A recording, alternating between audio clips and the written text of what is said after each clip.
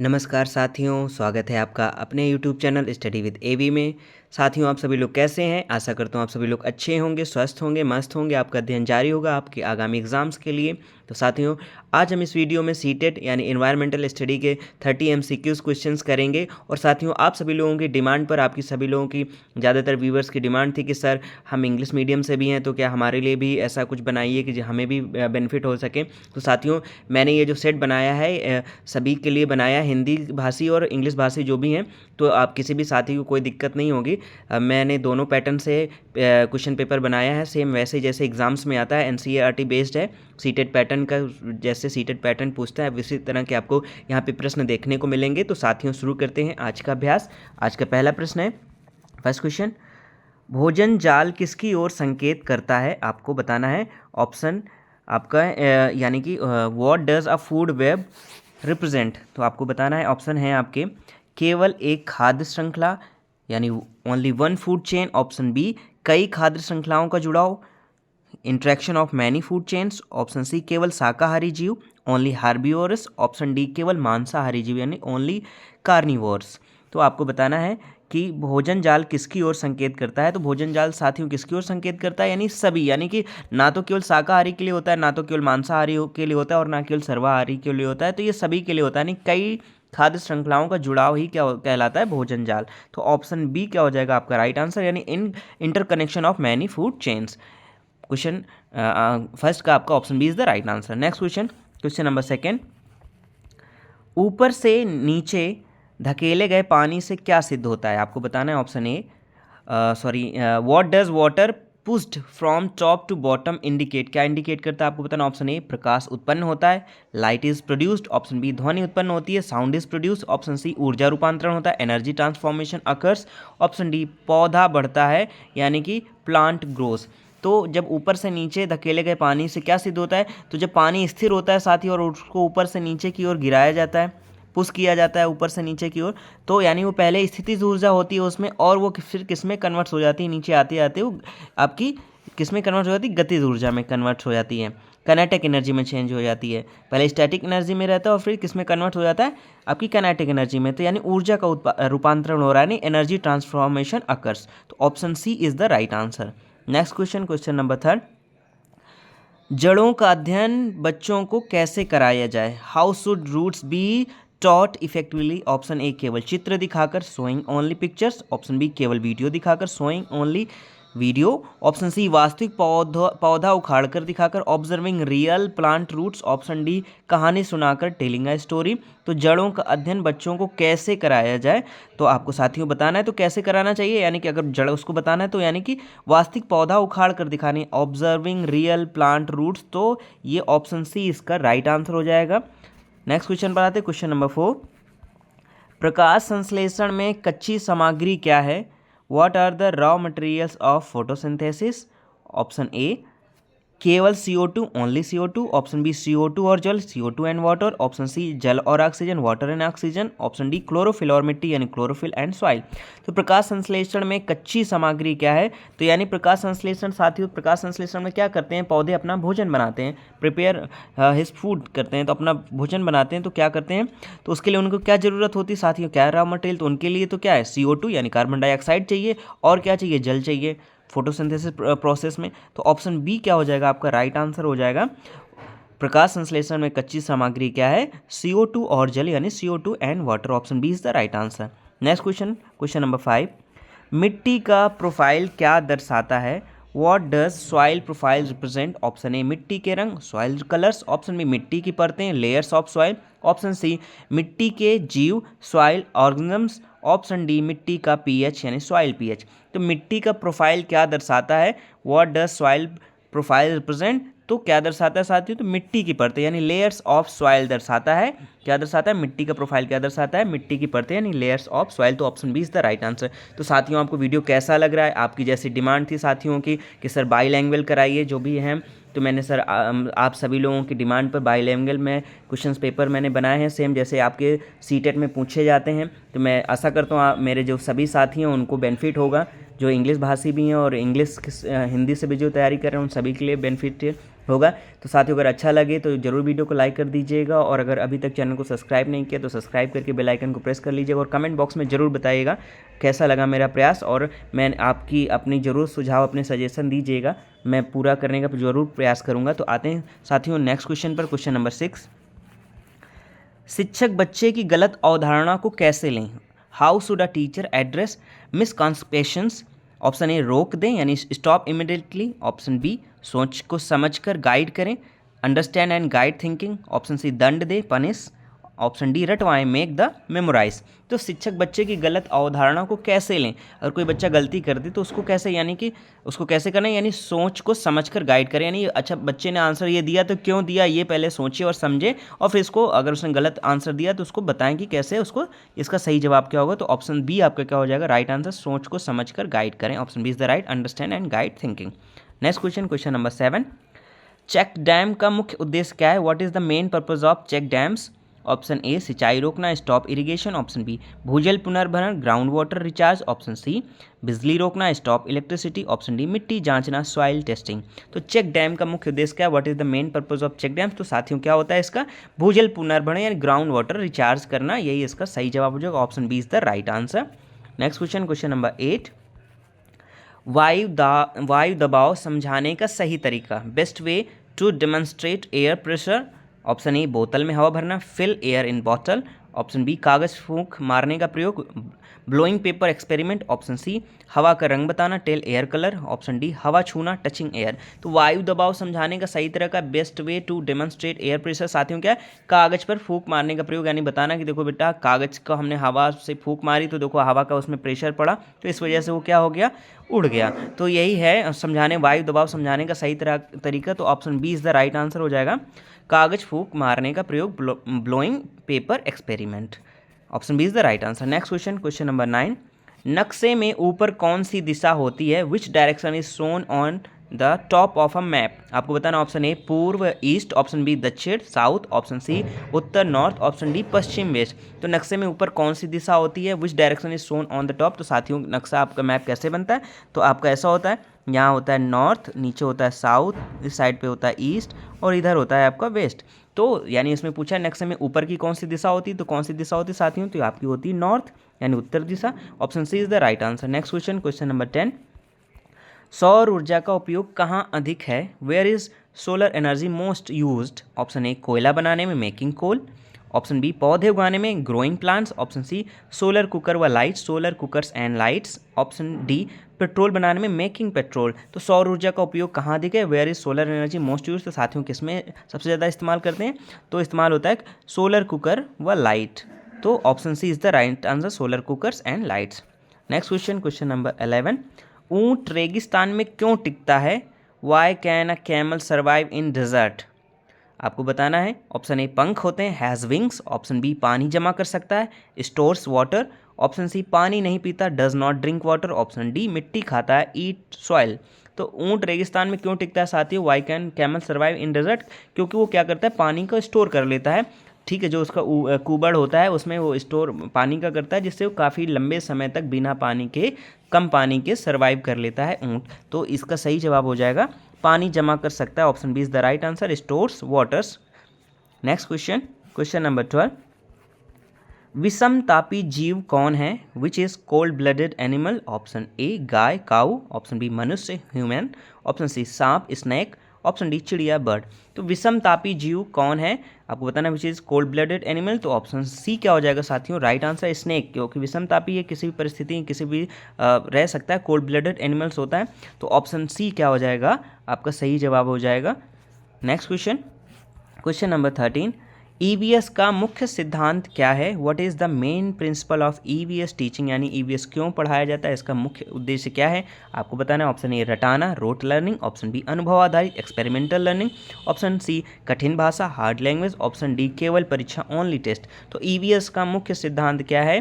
What is the main principle of EVS teaching? तो साथियों यानी कि बच्चों को कैसे उनके अनुभव से सिखाना, यानी बच्चे खुद एक्सपीरियंस करके सीखें, तो अनुभव आधारित यानी एक्सपेरिमेंटल लर्निंग। तो option B is the right answer. Next question, question number 14, स्थानीय भोजन का लाभ क्या है? Benefit of local food, option A महंगा कॉस्टली, ऑप्शन बी जल्दी खराब होता है यानी स्पॉइल्स फास्ट, ऑप्शन सी ताज़ा और पौष्टिक होता है fresh and nutritious, option D बाहर से आता है कम्स फ्रॉम आउटसाइड। तो स्थानीय भोजन का लाभ क्या होता है साथियों, बेनिफिट ऑफ लोकल फूड के क्या होता है यानी कैसा होता है, फ्रेश होता है और न्यूट्रियस होता है यानी ताज़ा और होता है और पौष्टिक होता है। तो option C is the right answer.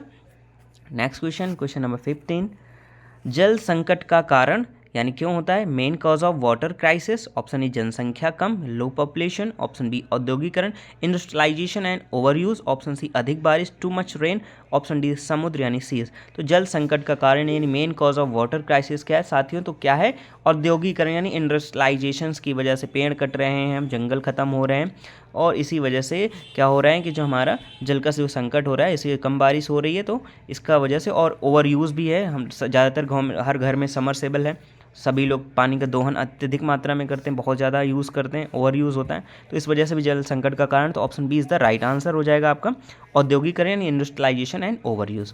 तो साथियों आपको अब ज़रूर बताइएगा मेरा प्रयास कैसा लगा। आप सभी लोगों की डिमांड थी सर बाईलैंग्वेज पढ़ाइए, तो मैं बाईलैंग्वेज आपके लिए पेपर लेके आया हूँ, प्रैक्टिस पेपर। आप लोग प्रैक्टिस करिए, अपनी किताबों से पढ़ते रहिए, यहाँ प्रैक्टिस सेट आप करते रहिए और वीडियो क्लास में ज़रूर बताइएगा आपका स्कोर कितना रहा साथियों, कैसा लगा वीडियो ये भी बताइएगा, अच्छा लगा हो तो लाइक कर दीजिएगा, कोई सजेशन हो तो ज़रूर बताइएगा, ठीक है। और अभी तक अगर आपने चैनल को सब्सक्राइब नहीं किया तो ज़रूर सब्सक्राइब कर लीजिएगा, जिससे आपको अच्छे वीडियो के नोटिफिकेशंस टाइम पर मिलते रहें, आपका अभ्यास जारी रहे। और साथियों में बहुत सारे दोस्तों की डिमांड रहती है कि सर क्या और सब्जेक्ट्स नहीं है, तो साथियों मैं ज़्यादातर सीटेट के सभी सब्जेक्ट्स कवर करता हूँ, प्रयास मेरा यही रहता है। तो सर सभी लोग आप लोग चैनल में प्लेलिस्ट बनी हुई है सीटेट की, आप वहाँ पे जाके आप वहाँ पे देख सकते हैं और वहाँ से आप अपना प्रैक्टिस कर सकते हैं। नेक्स्ट क्वेश्चन पर आते हैं साथियों, क्वेश्चन नंबर 16, जाइलम का कार्य क्या है, आपको बताना है function of xylem. Option A भोजन बनाना, मेक फूड, ऑप्शन बी भोजन ले जाना, ट्रांसपोर्ट फूड, ऑप्शन सी जल खनिज ले जाना, transport water and minerals, option D बीज बनाना यानी मेक सीड्स। तो जाइलम का कार्य क्या है, फंक्शन ऑफ जाइलम साथियों, तो जाइलम का क्या होता है तो आप याद रखिएगा, जल से जाइलम है, ठीक है। तो जो जाइलम क्या करता है, आप पानी ले जाता है, जल ले जाता है। और अगर आपसे फ्लोएम कहा जाए, फ्लोएम यानी फूड, तो फ्लोएम का काम क्या रहता है, भोजन ले जाना। तो यहाँ पे जाइलम का पूछा यानी फंक्शन ऑफ जाइलम, तो साथियों क्या, जल खनिज ले जाना, यानी कि यहाँ पे ऑप्शन क्या है आपके, भोजन बनाना मेक फूड, ऑप्शन बी भोजन ले जाना ट्रांसपोर्ट फूड, ऑप्शन सी जल खनिज ले जाना ट्रांसपोर्ट वाटर एंड मिनरल्स, और ऑप्शन डी बीज बनाना मेक सीड्स। तो ऑप्शन सी क्या हो जाएगा, इसका राइट आंसर हो जाएगा transport water and minerals, option C is the right answer. Next question, question number 17, 3R का सही क्रम है साथियों। आपको ये तो मालूम होगा कि 3R का मतलब क्या होता है, लेकिन सही क्रम क्या होता है ये आपको बताना है यहाँ पे, correct order of 3R। Option A reduce reuse recycle, option B reuse recycle reduce, option C recycle reduce reuse, option D remove reuse recycle. तो साथियों इसका जो सही क्रम होता है, करेक्ट ऑर्डर क्या होता है, वो होता है ऑप्शन ए रिड्यूस यानी कम करना, रीयूज़ यानी कि पुनः प्रयोग करना, और रिसाइकिल मतलब पुनः चक्रण करना उसका। तो option A is the right answer हो जाएगा आपका। Next question, question number 18, pattern पहचान कैसे सिखाएं बच्चों को, तो how do children learn pattern recognition, यानी कि पैटर्न किसी चीज़ का कैसे पहचानना सीखें। ऑप्शन ए कविता रटवाना, मेमोराइजिंग पोएम्स, ऑप्शन बी तुलना करना, comparing natural objects, option C निबंध लिखना, राइटिंग एसेस, ऑप्शन डी गणित देना यानी गिविंग मैथ। तो पैटर्न पहचान कैसे सिखाएं, how do children learn pattern recognition, तो वो कैसे सीखते हैं बच्चे, जब कंपेयर करते हैं यानी कि तुलना करते हैं, तुलना करना कंपेयरिंग नेचुरल ऑब्जेक्ट्स की, तभी वो कैसे पैटर्न पहचान पाते हैं कि इसका पैटर्न कैसा है, ये किस तरह से, ये रेक्टेंगल में है, ये ट्रायंगल में है, ये सर्कल में है, कैसे, तो इसी तरह से कंपेयर करके सीख पाते हैं। तो पैटर्न पहचान कैसे सिखाते हैं, तुलना करना comparing natural objects, option B is the right answer. Next question, question number 19, परजीवी कौन है, which is a parasite. Parasite कौन होते हैं आपको बताना, ऑप्शन ए गाय काऊ, ऑप्शन बी मच्छर मॉस्किटोज, ऑप्शन सी बिल्ली कैट, ऑप्शन डी बकरी गोट। तो परजीवी कौन है यहाँ पर, तो परजीवी साथियों यानी कि जो दूसरे के डिपेंडेंट रहे दूसरे पर, तो यानी कि यहाँ पे गाय तो घास, बिल्ली भी अपना ढूंढ लेती है, लेकिन मच्छर क्या है, दूसरे का यानी कि खून चूसते हैं, ठीक है, उससे सर्वाइव करते हैं। तो ऑप्शन बी क्या हो जाएगा आपका राइट आंसर हो जाएगा मॉस्किटोज यानी मच्छर। नेक्स्ट क्वेश्चन 20, वायुमंडल में सबसे अधिक गैस कौन है, ये आपको बताना है, कौन सी गैस है वायुमंडल में सबसे अधिक, most abundant gas in atmosphere, option A oxygen, option B nitrogen, option C CO2, option D ozone. तो वायुमंडल में सबसे अधिक गैस कौन सी है, सबसे प्रचुर मात्रा में कौन सी गैस है? तो साथियों सबसे ज़्यादा अधिक मात्रा में आपकी नाइट्रोजन, ये आपकी 71% है। तो वायुमंडल में सबसे अधिक गैस है आपकी nitrogen, option B is the right answer. Next question, question number 21, कपड़े का थैला उपयोग करना किसका उदाहरण है? Using cloth bag is an example of, option A अस्थिर अनसस्टेबल, ऑप्शन बी पर्यावरण समर्थ इन्वायरमेंटल फ्रेंडली, ऑप्शन सी हानिकारक हार्मफुल, ऑप्शन डी अनियोजित यानी अनप्लान्ड। तो कपड़े का थैला उपयोग करना किसका उदाहरण है? Using cloth bag is an example of, तो ये कैसा इको फ्रेंडली है यानी कि एनवायरमेंटल फ्रेंडली है, तो option B is the right answer, पर्यावरण समर्थ। Next question, question number 22, EVS का उद्देश्य क्या है, यानी ईवीएस पढ़ाने का मुख्य उद्देश्य क्या है? Purpose of EVS, environmental studies का पर्पस क्या है? ऑप्शन ए विज्ञान पढ़ाना, teaching only science, option B पर्यावरण समस्याएं only problems of environmental, option C बच्चे को पर्यावरण से जोड़ना, connect children to environment, option D केवल इतिहास ओनली हिस्ट्री। तो ईवीएस का उद्देश्य क्या है? पर्पस ऑफ ईवीएस, बच्चे को क्यों पढ़ाया जाता है? तो वो भी क्या, किससे, यानी कि बच्चे को पर्यावरण से जोड़ना, कनेक्ट चिल्ड्रन टू एनवायरनमेंट। तो ऑप्शन सी आपका क्या हो जाएगा? राइट आंसर हो जाएगा, answer C is the right answer. Next question, question number 23, ध्वनि प्रदूषण किसे प्रभावित करता है? Noise pollution affects mainly, option A दांत टीथ, ऑप्शन बी कान ईयर्स, ऑप्शन सी आंखें आइज, ऑप्शन डी त्वचा स्किन। तो ध्वनि प्रदूषण किसे प्रभावित करता है? Noise pollution affects mainly. तो साथियों ध्वनि प्रदूषण यानी किससे सुनते हैं हम, किससे? कान से, तो उन्हें अफेक्ट ही करेगा। तो ऑप्शन बी क्या हो जाएगा? राइट आंसर हो जाएगा कान ईयर्स। नेक्स्ट क्वेश्चन 24, स्थानीय ज्ञान क्यों महत्वपूर्ण है? Why is local knowledge important? Option A कठिन हार्ड, ऑप्शन बी बच्चों के अनुभव से जुड़ा, connected to child's experience, option C किताब जैसा नहीं, different from book, option D अप्रासंगिक इररिलेवेंट। तो स्थानीय ज्ञान क्यों महत्वपूर्ण है साथियों? Why is local knowledge important? तो यानी बच्चे के अनुभव से जुड़ा होता है, तो इसी वजह से उसको पता होना बहुत जरूरी है। तो कनेक्ट टू चाइल्ड्स एक्सपीरियंस, वो क्या करता है बच्चे को, अगर हम कोई बात ऐसी स्थानीय बात उसको करते हैं तो बच्चा अपने आप को जुड़ाव महसूस करता है और उसको चीज़ को जल्दी अपने आप को कनेक्ट महसूस करता है और जल्दी सीखता है। तो option B is the right answer हो जाएगा। नेक्स्ट क्वेश्चन, क्वेश्चन नंबर 25, मिट्टी कटाव रोकने का तरीका, best way to prevent soil erosion, option A अवैध खनन, इलीगल माइनिंग, ऑप्शन बी पेड़ लगाना, एफॉरेस्ट्रेशन, ऑप्शन सी अधिक सिंचाई ओवर इरिगेशन, ऑप्शन डी सड़क निर्माण रोड बिल्डिंग। तो मिट्टी कटाव रोकने का तरीका सबसे बेस्ट क्या है? Best way to prevent soil erosion, तो साथियों क्या है? पेड़ लगाना, यानी एफॉरेस्टेशन यानी कि प्लांटिंग करना, option B is the right answer, पेड़ लगाना, ये राइट आंसर होगा। नेक्स्ट क्वेश्चन, क्वेश्चन नंबर 26, पौधे का प्रजनन भाग, reproductive part of plant is क्या है? ऑप्शन ए तना स्टेम, ऑप्शन बी जड़ रूट, ऑप्शन सी फूल फ्लावर, ऑप्शन डी पत्ती लीफ। तो पौधे का प्रजनन भाग, reproductive part of plant is, तो किस में होता है साथियों? ये होता है फूल में होता है, तो ऑप्शन सी क्या हो जाएगा? Flower, option C is the right answer. Next question, question number 27, परियोजना कार्य का उद्देश्य है, पर्पज ऑफ प्रोजेक्ट वर्क क्यों कराए जाते हैं? आपने देखा होगा बच्चे प्रोजेक्ट फाइल बनाते हैं, ठीक है, उसमें सारी चीज़ें उसको कराई जाती है, तो आखिर उसका कराने का क्या उद्देश्य है आपसे पूछा है? ऑप्शन ए होमवर्क बढ़ाना, केवल उनको क्या बिजी रखना, क्या इसलिए होमवर्क बढ़ाना, इंक्रीज होमवर्क, ऑप्शन बी वास्तविक सीख यानी रियल लाइफ लर्निंग, ऑप्शन सी केवल अंक यानी कि केवल उनके अंक जुड़ते हैं उनके असेसमेंट में, इस वजह से मार्क्स ओनली, ऑप्शन डी समय बिताना है, केवल टाइम पास के लिए दिया जाता है। तो परियोजना कार्य का उद्देश्य क्या है? पर्पज ऑफ प्रोजेक्ट वर्क है, यानी वास्तविक सीख, यानी बच्चे खुद एक्सपेरिमेंट करके, अनुभव करके, एक्सपीरियंस करके उस चीज़ को सीखें, तो वास्तविक सीख यानी real life learning, option B is the right answer. Next question, question number 28, घुली अशुद्धियाँ कैसे हटें, ये कैसे हटाएं? How to remove dissolve impurities, option A छनन फिल्ट्रेशन, ऑप्शन बी तलछट सेडिमेंटेशन, ऑप्शन सी वाष्पन एवोपरेशन, ऑप्शन डी निस्पंदन प्लस उबालना यानी फिल्ट्रेशन एंड बॉइलिंग। तो घुली अशुद्धियाँ साथियों कैसे हटाई जाती हैं? How to remove dissolve impurities, तो यानी निस्पंदन नहीं, पहले उनको फिल्टर करते हैं फिर बॉइलिंग करते हैं, तो ऑप्शन डी क्या हो जाएगा? आपका राइट आंसर हो जाएगा निस्पंदन प्लस उबालना यानी filtration and boiling. Next question, question number 29, प्रवास क्यों होता है यानी क्यों बदलते हैं? वाई डू एनिमल्स माइग्रेट, क्यों एक स्थान से दूसरे स्थान पे प्रवास हो जाते हैं? ऑप्शन ए मनोरंजन यानी एंजॉयमेंट के लिए, ऑप्शन बी मौसम व भोजन यानी वेदर एंड फूड अवेलेबिलिटी के लिए, ऑप्शन सी जंगल की आग यानी फॉरेस्ट फायर की वजह से, ऑप्शन डी मिट्टी का रंग यानी सॉइल कलर की वजह से। तो प्रवास क्यों होता है? वाई डू एनिमल्स माइग्रेट, तो इस वजह से होता है साथियों, जहाँ उनको भोजन और मौसम उनके अनुकूल होगा वहीं पे वो क्या करते हैं? माइग्रेट कर जाते हैं, तो option B is the right answer, मौसम व भोजन यानी वेदर एंड फूड अवेलेबिलिटी। तो साथियों आपको वीडियो कैसा लगा ज़रूर बताइएगा मेरे प्यारे साथियों, अगर अच्छा लगा हो तो ज़रूर कमेंट करके बताइएगा, लाइक कर दीजिएगा वीडियो को, और अभी तक चैनल को सब्सक्राइब नहीं किया तो सब्सक्राइब कर लीजिएगा, और अपना स्कोर भी बताइएगा। बेल आइकन को प्रेस करके ऑल नोटिफिकेशन ऑन कर लीजिएगा, जिससे आपको समय समय पर सभी वीडियो के नोटिफिकेशन मिलते रहें। साथियों, में आप सभी लोगों के लिए बड़ी मेहनत से सुबह 7 बजे और शाम को 5 बजे वीडियो आपके पढ़ते हैं आपके चैनल पे, और आप उसको देख सकते हैं। और भी अन्य वीडियो सब्जेक्ट के पढ़े हुए हैं चैनल पे, प्लेलिस्ट पे जाके आप सभी उनको देख सकते हैं। मैं आशा करता हूँ आप सभी लोग को पसंद आएंगे। आते हैं आज के लास्ट क्वेश्चन पे, क्वेश्चन नंबर 30।